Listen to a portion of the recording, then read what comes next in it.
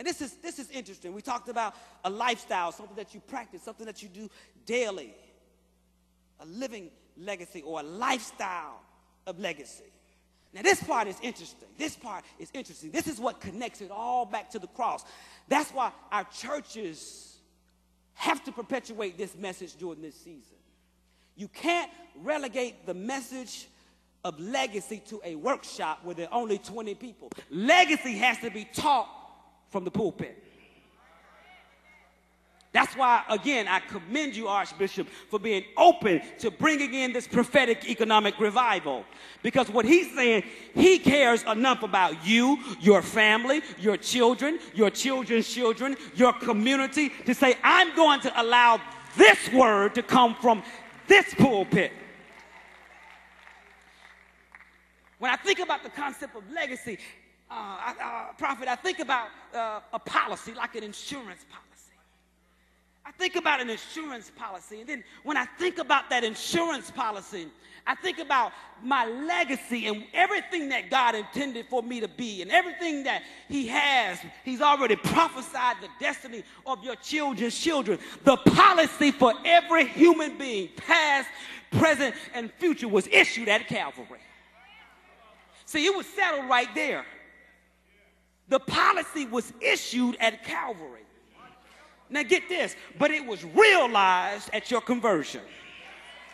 It was realized at your conversion when you said, I accept Jesus Christ as my personal Lord and Savior. That's when it was realized.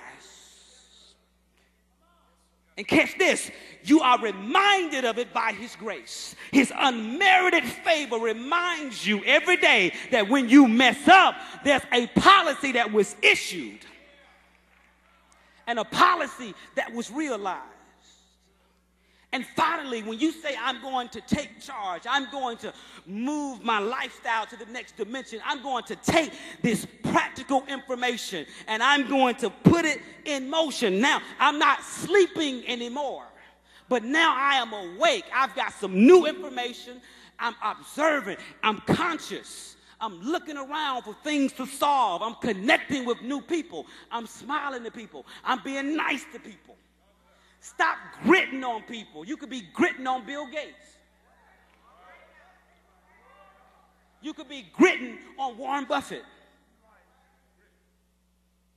Missing your blessing.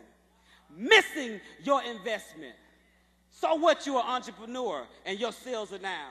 So what? Entrepreneurs, we sell. That's what we do. We build relationships. For every door that closes, there's 10 doors that are open. You just have to network amongst the right people.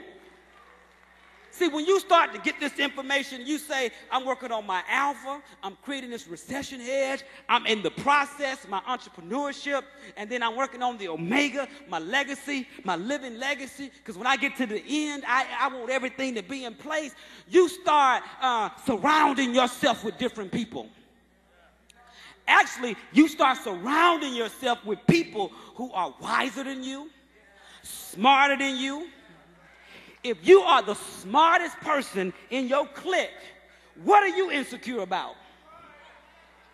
If you are the smartest person in your company, that's why I can understand you'll never do more than $1 million a year. You can't do $10 million a year and have an ego.